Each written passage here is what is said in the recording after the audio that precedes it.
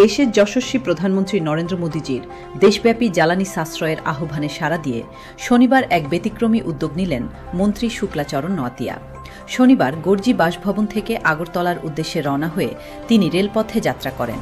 পরে আগরতলা রেল স্টেশনে পৌঁছে পুনরায় টুটুতে করে আগরতলা প্রেস ক্লাবের সাংগঠনিক বৈঠকে অংশ নিতে যাবার সময় সাংবাদিকদের মুখোমুখি হয়ে মন্ত্রী শুক্লাচরণ নোয়াতিয়া বলেন, জ্বালানি সাশ্রয় শুধু অর্থনৈতিক দিক থেকেই নয়, দেশের ভবিষ্যৎ ও পরিবেশ রক্ষার ক্ষেত্রেও অত্যন্ত গুরুত্বপূর্ণ।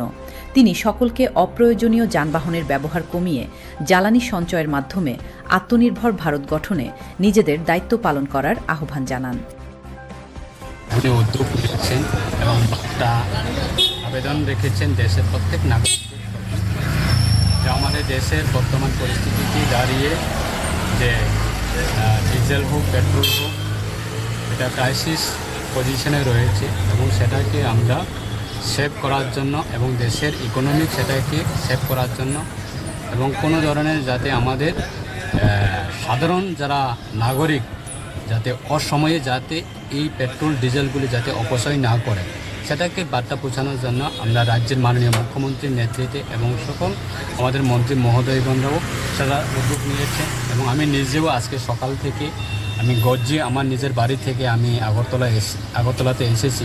গজ্জি বাড়ি থেকে গজ্জি রেলওয়ে স্টেশনে আমি অটো দিয়ে আমি গিয়েছি এবং গজ্জি রেলওয়ে স্টেশন থেকে আগরতলা বাদারঘাট আমি বাই ট্রেনে আগরতলাতে এসেছি। বাদারঘাট থেকে আমার সরকারি যে আমাদের কোয়ার্টার সেখানে আমি অটো দিয়েও আমি এসেছি এবং সরকারি কোয়ার্টার থেকে এখন আমাদের পার্টি মিটিং চলছে আগরতলা প্রেস ক্লাবে, সেখানে আমি টমটম দিয়ে এসেছি।